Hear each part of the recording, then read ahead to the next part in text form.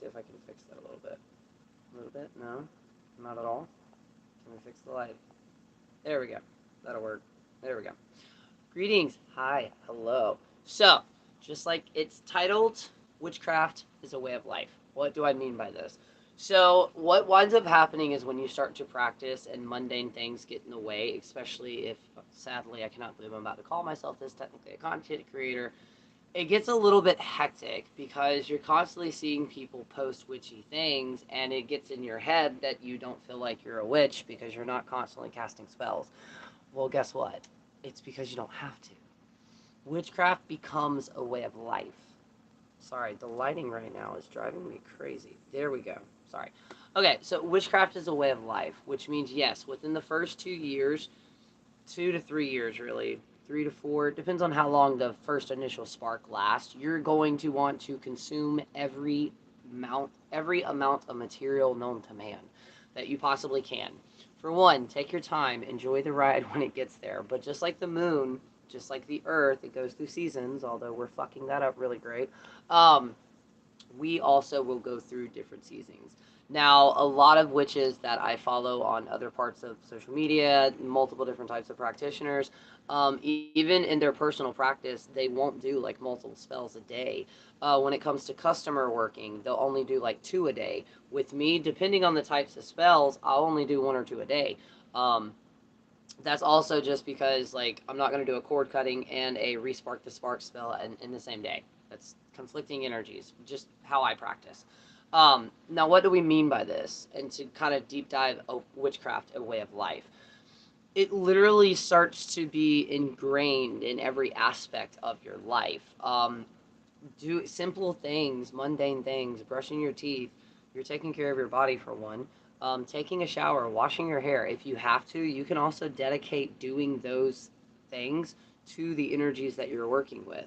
Yes, your altar is going to get dusty. It's going to get dirty. That's okay. And the most important thing, to never let it get inside your head, the ancestors, your spirit guides, your spirit team, and the deities or the energies that you work with will also understand that. Now, that is slightly different only when you become a devotee. Now, that's slightly different just because I'm assuming it is. I'm not for sure. I myself am not a devotee to a single deity, so yeah, do your own research with that. But now, also, I did want to clarify this. This can be a little bit different if you work with a deity, and this is the number one thing you really shouldn't do unless you know for a fact you can, because there can be some repercussions of that. And a lot of people will not like to admit this because sometimes we like to fluffy bunny the gods and goddesses. Just like the gods and goddesses have a positive attitude, they can also have a negative attitude or non-positive attitude. What I mean by that is if you actually sit there and tell a deity that every Friday you're going to light this white candle, and even if it burns out, you're going to keep doing that, I don't know, for a certain amount of time, or, you're going to do a candle on every full moon. If you do not fulfill that, especially if they helped you out with something, there can be some type of consequence. Now, with that, depending on who you're working with, is just going to be depending on how that resolves, which is why I'm saying I would not make any type of deals, rituals, or anything like that to where you're having to do something over and over again unless you know for a fact you can. Um, like I said, though, depending on the energies that you're working with, there are going to be different. But I swear to you, and I'm sorry to say this, it drives me fucking crazy when people are just like, well, no, the gods and goddesses are not going to harm anybody or hex anybody. Again, like I've stated yesterday, they used to sacrifice and still do. Um, so rethink about that, okay? Also, not to mention, back then there are historical events or historical lores and stories about regular people calling upon a god or goddess to get justice or to revenge or to make somebody pay for what they just did. Not everything is fluffy bunny, and the reason I'm saying that is because life in general is not fluffy bunny. Yeah, you can be positive as fuck, but eventually it's gonna spiral you into depression. I used to be that person. My partner still jokes with me that I am, and I'm like, no, I just know that certain things happen for a reason, and as long as I have faith in my abilities, as long as I have faith in what I receive from, my ancestors and my spirit guides, then I know I'm on the right path. But in general, when it comes back to that, a lot of people get it in their heads that like you're constantly having to be at your altar, you're constantly having to light your candles, you're constantly having to do spell work, you're constantly having to consume witchcraft. No, even when you're in your first beginning years of researching it, if you overexpose yourself, you are going to be burned out. And right now, especially if you are a practitioner and a content creator of any sort, you're not going to want to admit it, but we get burned out very, very easily. And the reason that is because we're dealing with the responsibilities that comes with when you start building a community and gaining a following, while also having to keep up with their mundane lives, while also still simultaneously having to keep up with our own practice, while also having ideas and making content. It's a lot to balance. And my partner has told me, because I've looked in front of my altar and I'm like, dude, I haven't done anything. I feel so shitty. And he looked at me and he goes, why? This is your life now. This is your witchcraft. Making content about it, talking about it. He goes, that doesn't mean you're a bad witch. He goes, that just means your magic is growing. You're doing things differently. And that's what it's supposed to do. The problem with, I'm not going to use the term closed practice, but the problem with certain, well, no, I will. With closed practice of the way they use it on TikTok, how everything is closed, the prime example of what I'm trying to say, prime example so it doesn't get strung everywhere, the Appalachia community, specifically Jake Richards, he's a prime example, and other authors like him are as well. They realized that the younger generations were no longer picking up and carrying and listening to these traditions that have been passed down through other ancestors and cousins and whatnot, you know, aunts, uncles, grandfathers, grandmothers, mothers, and fathers. They were not, the younger ones were not carrying these traditions anymore. And he came to a point, to like a crossroad, where he's like, I either have to actually write this stuff down and publish it as a book to get it out there, or I can just watch it fade away. And he even describes in his book, like, it took him, he had eternal arguments over that. And even some, you know, conversations with family members, because a lot of family members, or some believe that, you know, no, it stays in the family. The problem is, eventually, if it's not carried on and kept up with, it will eventually die off and just completely be lost in time. Can you imagine how many magical practices we know nothing of because it was lost in time? And I personally believe, which is why I have an obsession with collecting books about knowledge, is because I believe the moment that the word witch slips out of your mouth, you kind of have to, like, it's up to us to make sure these traditions live on. Now, when I say that, I am not saying start going around researching actual full-on closed practices and then start fucking practicing them. It's not what I'm saying. But you can research on the historical aspect of these things. Now, another prime example of that my partner helped me be able to put into words is the videos where you see people going to different places around the world and actually speaking the native tongue over there. Most people over there lose their shit, but they're happy about it. Why? Because it's helping people, it's helping that language stay and thrive. Now, in general, when it comes to closed practices, I would not research it as in you're trying to practice it, but researching it in an educational way, I personally see nothing wrong with that. If there is, then we're going to have to agree to disagree with that, because you can research. Oh, that scared the shit out of me. UPS, I'm assuming. But you can research things and not be appropriating them. There's a such thing as cultural appropriating, cultural appreciation, and cultural exchange. Um, Not to mention, you're also making sure you're educating yourself. That way, you could possibly correct somebody when they're trying to do misinformation. Um, Now, like I said, with the first, I'd say 4 years, I would try to stick to daily rituals just to get your body and your mind into the habit. Once you start these daily rituals, they become a physical habit to where your body just naturally does it. But like I said, fixing your tea or coffee in the morning time or your energy drink, set the intentions. And I know I hate using that fucking term, but these are things that you can do, like this cup of tea. If I were to stare it clockwise, it looks different in the camera, but clockwise, you are bringing something to you. Counterclockwise, you're taking something away. So you can easily visualize your cup is glowing, whatever color you associate with power and good luck, and you're stirring it into that. You are setting the intentions that when you drink this coffee, you are going to have a good day. You're going to have a lucky day. Small things like that. Also, start researching charms. One of the first technical charms that I learned was to go up to a mountain ash or an ash tree, pluck the leaf, and basically say, I pluck this leaf to bring me luck. No, wait. I pluck this leaf to bring me luck. I'll find the passage of it or post a picture of it one, but it's out of the only Wiccan spell book you'll ever need. Do not fall for those book titles. They're never the only fucking books you need. Um, and yes, I still have some of my original Wiccan books that I still go to from time to time. Now, Spell a Day Almanacs, they can be your best friend, especially if you don't have access to a lot of things.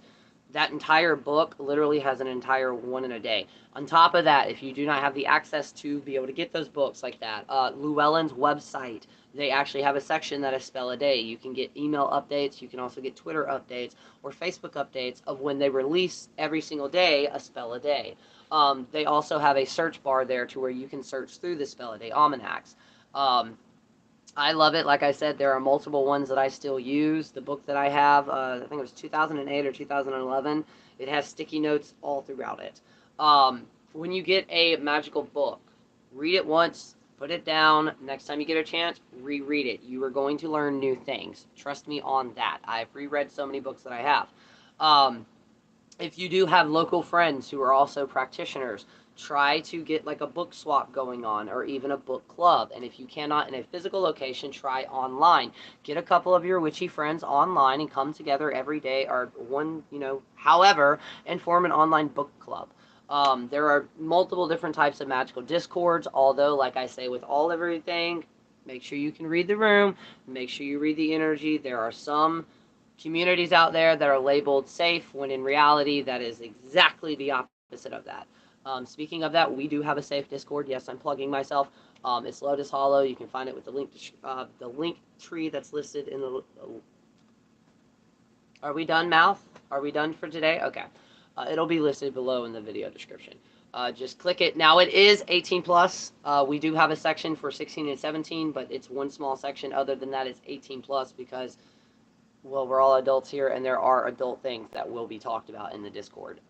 We do have rules, and as long as you provide those rules, yeah, we have an amazing community. We help so many. Literally, the community is about helping other people, and it's amazing. So yeah, and we also try to have a section for like every type of witch.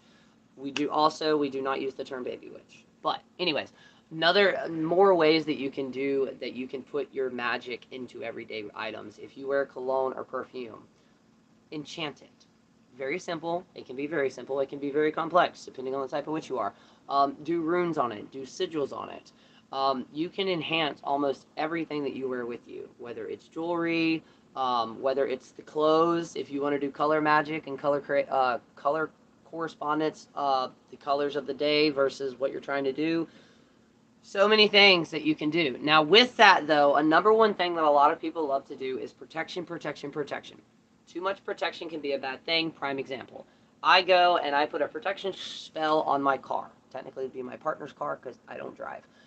Anxiety issues. Anyways, if I were to put that protection too good, it could technically be so protected on the highway that it becomes a blind spot for another car and potentially causes an accident to where we also possibly get put in an accident. See what I mean? Too much protection can be a good thing. I had an experience here on my property now. If you just new here, hi, hello, I hope you're enjoying this video so far. If you are new here, drop your favorite emoji in the comments and say new. But anyways, with that, I had a friend try to send me a package and it was returned back to them like 8 times, and it's like not the right address. While it was my exact address. There was no reason that box should not come here. It just would not come here. And a little information, we have like community boxes, community mailboxes, like you'd see at an apartment complex versus like separate mailboxes, which means there are 4 departments to where, depending on how big the box is, it can be put there. Nothing. I had one time where I had to call paramedics out here. It took them 45 minutes. They knew where it was at, but for some reason they could not get here. So, yeah. Too much protection can be a bad thing. With that, a lot of people, you'll start hearing, especially if you start exploring the interwebs, you need to protect against negative spirits and negative energy. While yes, in general you do, you can also receive messages from what is known as a hot spirit. It's the term that I use. Hot spirit. Hot spirit describing, it's not really negative or like good or bad, but it could be a trickster. It has its own personality, if you will. But you can receive messages from them. Now, another thing that a lot of people, I don't know why they're not talking about it, that is fucking crucial in witchcraft, is energy. If you want to use the term essence, because the term energy has been overly used, the essence. Now, I understand not everybody is going to be an amethyst. I hope I said that right.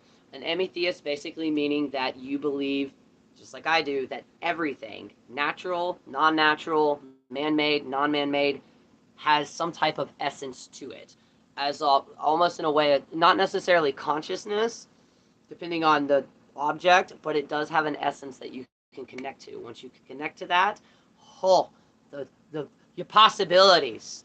Now, I do have, if you're curious about energy exercises, I believe I have a video up with some of them, and then I also have a class that I did. I will hopefully very soon be doing my second class. I do them here private, basically a private live, to where the only thing you'll need is a link. And I'll send you that link. The only thing I ask is you do not share it with anybody else outside of you, the person that I sent it to. I did that the first time, my first class, and it went really, really well. Eventually, that first class will be basically public, but not just yet. So yeah, but if you check out some of my videos here on my page, I've went over multiple different types of basic energy exercises, more slightly advanced one, things that you can do with your entire family or with friends, exercises that you can do by yourself. And with these exercises, especially when it comes to the energy ones, you're not only exercising how to sense energies, you're also exercising your psychic abilities as well. Your psychic abilities, which everybody has, depending on how you tap into them, and depending on how much time you tune them in. And yes, there are some people that have, just like you have people that they're born and by the age of 4, they're basically working their way up for the NFL, or they're working their way up to be Picasso. We have people all the time that will pick up something for the very first time, and it's just a natural talent. When it comes to sensing energy, sensing spirits, sensing other things, whether that be the future or insights, however you want to word that, yes, there are people with the natural ability of that. With that being said, and I cannot fucking make this quotation marks around what I'm about to say, that does not mean that the people that are natural at it, that does not mean that we don't have to do research, we don't have to do, it does not mean that. It does not mean that we just have this free road. It just means that some of the research and some of the techniques that you will come across will basically just click with us. Now, there are multiple theories behind that. No, I'm not talking about an ancestral witch, because if you want to talk about that, if you think about how we label witches, almost everybody in some way, shape, or form, family members, probably practice some type of folk magic, because in folk magic practices, they do not consider it witchcraft. They don't even really consider it magic. So, by that logic and that standards, we all have practitioners in our bloodlines. So if you hear that saying, well, I'm from the Salem witch trial, it doesn't mean shit. Okay, I'm sorry, it doesn't. Great, you're from a legacy. Look at the people in the UK and in Europe. With that being said, though, I have to say that because people hear that and they're like, "Oh, well, but click." No, I still have to do a shit ton of exercises. I still have a shit ton of work on honing everything in. Nothing is that easy. Witchcraft is not easy. It is not meant to be easy, just like life is not meant to be easy. But yeah, with that being said, there are multiple other terms that are used. There's a book that I have, Southern Cunning. They mention the witch fire and the witch flame. The witch fire is basically a pit in your stomach of just pure, just wild energy, like magic, celestial energy, if you will. Not celestial, but magic energy. The blood one is basically, in some way, shape, or form, you did have magical practitioners in your bloodline, but like I just said before, most people, depending on where you're born and raised, they very well may have actually practiced folk practices. And folk practices, most of them do not consider it really witchcraft. Depending on the region, okay? So other places in the world may actually consider it witchcraft, but here in the United States, most of them did not. Especially in Appalachia, the Appalachian Mountain Range, the Ozark Mountain Range, a lot of them believe that those spiritual abilities actually were a gift from God or gifted to you by spirit. Yes, that is also a thing too. My ex, shout out to you, Josh. He was actually born with a veil over his eyes. His father was also born with a veil over his eyes. Basically, there's a skin there. When that happens, and other things like being the ascension cord, the umbilical cord wrapped around the throat, certain things like that can indicate that this child will be gifted with divination, sightseeing, and things like that. Now, I was not born with any of that I'm aware of. I did almost die when I was like 1 or 2 from an anxiety, not an anxiety attack, an asthma attack. But other than that, I've been able to see spirits off and on since I was younger. As I've gotten older, it has changed. When I was younger, I could actually physically see full body apparitions. And as I've gotten older, I primarily see silhouettes of them, and or I'll see glimpses of them, or I'll primarily just communicate with them in a very weird way that's hard to describe in my head. I also have claircognizance, which is clear knowing, and it is taking me years to be able to separate my own thoughts versus the clear knowing thoughts. Um, and normally people with claircognizance, it's when you're talking and all of a sudden it's like word vomit about a subject or a conversation, specifically a subject, but all the facts are 100% right and you've never once researched it. I knew somebody who randomly started reading an article, and halfway through the article he realized he was reading in German. Um, so, and he didn't speak German. So there's a lot of things. Now, another misconception that kind of goes along with life being witchcraft. A lot of people online have it in their heads that the Akasha records can only be accessed by gifted people or certain people. I believe that's complete and utter bullshit, because if the Akasha records are true, which I believe they are, then it's your own book. It's my own book. Why the fuck could we not access that? I believe, and I'll be making a different video on that, I believe that it's all kind of the connected consciousness, just in slight different alternatives in different ways. Sorry if I'm rambling a little bit. Now, with that being said, and you do go through a stage to where you're not really, like, doing that much on your altar or, like, magic or anything like that. One thing I will suggest, because I also do it, and it's kind of like, how we have the spring and fall cleanings? I kind of have something to do like that, but magic-wise, where I will, and I used to do this periodically about every 6 months, and or when the seasons change, which I'll be doing mine very, very soon, and I'm going to try my best to set this up to where I'll actually film it, because my altar is chaotic enough. I know that if anybody tried to fuck with it, they may get lost, and that's not a flex. I've had plenty of people fuck with me before. I just mean the energy that I hold and the energy that I work with, it's organized chaos. Not that I'm not saying I'm a chaos practitioner. I'm just saying in general, the energy and everything, it's chaotic, but I know exactly where everything is. Anyways, so yeah, try to do that and just kind of change some things. Now, one thing that I got out of that I used to be really into is going to like your local Dollar Tree or Dollar General, or asking family members or a thrift store, and actually finding like the cheap Halloween or cheap fall or spring decorations and actually incorporating that into that. Um, and then also, if you can, also try to make an altar for yourself. Yes, I said an altar for thyself, because it's extremely important that we take care of ourselves in this witchy spiritual journey. Mind, body, and spirit. When I say mind, body, primarily body, I am not saying you have to be vegan. I'm not saying you have to be vegetarian. I'm not saying you have to buy local. I'm not saying you have to be all this other shit. Do what you do. If that is eating fast food, if that is fucking buying from a grocery store or a Dollar General like I do, because it's fucking, I would love to support people locally when it comes to gardenings and stuff like that, but, I don't have the means to, and shit's expensive, okay? But anyways, so never let somebody tell you, all because you smoke cigarettes, you may drink wine or some bullshit like that, that you're not a spiritual person. Tell them to go fuck themselves. Because they're trying to do the same thing Christians did, which is, there's no defined definition of witchcraft. There is no defined definition of a magical journey or a spiritual journey, because it's going to be different for all of us. We may have similar paths, we may have similar chapters, we may have similar seasons, but in fine detailing, it's not the same.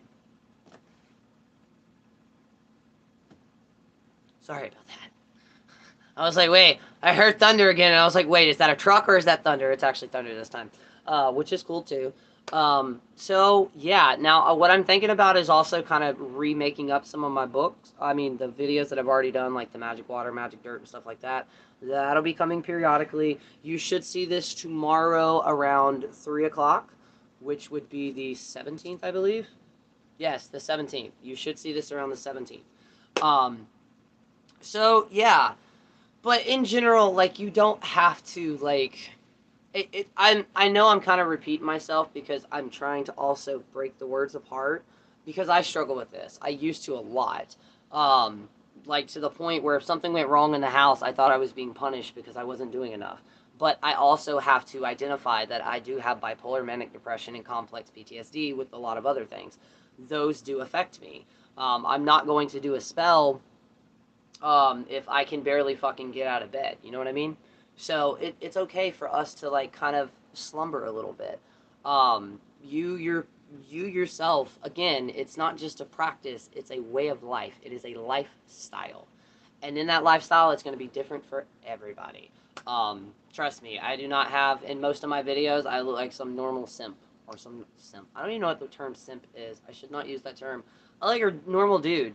Um, so yeah, also, because I got a question earlier, if anybody is curious, my pronouns are basically everything as long as you're respectful. So he, she, they, them. I'll respond to it all as long as it's respectful. Um, so yeah, I am planning on doing another video on tools. Some of those tools are gonna also be tools that I use in my practice. So yeah, but like I said, like I've always said, if you make it to the, or I'm starting to, if you make it to the end of this video, let me know what your favorite animal is. Also, if you will, go ahead and share this to a group, share this to a Discord, share this to your friend. Um, you know, email it to somebody. And yeah, thank y'all so much for the likes, the shares, the follows, the comments, more the reactions with this, even if it's a thumbs down. The more reactions with this video, the more it kind of pushes it out. So yeah, and I'm slowly getting better. I'm setting things in motion to be able to have an extra phone. Once I get an extra phone, I'll be able to actually film these in landscape mode and be able to set things up to where it looks more aesthetically pleasing. I'm also going to be working with things and talking with my hands because I know we all have a little bit of ADHD. I have severe ADHD, so it's hard to keep up, which is why I do hands. But yeah, yeah, that's going to be it for today. Remember, witchcraft is not just a practice; it's a way of life, and it's a lifestyle. So it's okay if you don't do that much. You'll go through spurts, trust me. But yeah, let me know if you would like more videos like this, or if you have a specific subject or something you would like to hear me talk about. Let me know in the comments below, and I will see what I can do on creating it into a video. Also, if you haven't already, go subscribe to my podcast. I am trying to, I'll be setting up more interviews very, very soon. There's one that I'm currently working on that, oh, I'm super excited about this one. But yeah, also, let me know in the comments if you know anybody that you would possibly like to possibly hear on my podcast. I'm totally down to ask. So yeah, I'm going to stop saying and stop saying so yeah.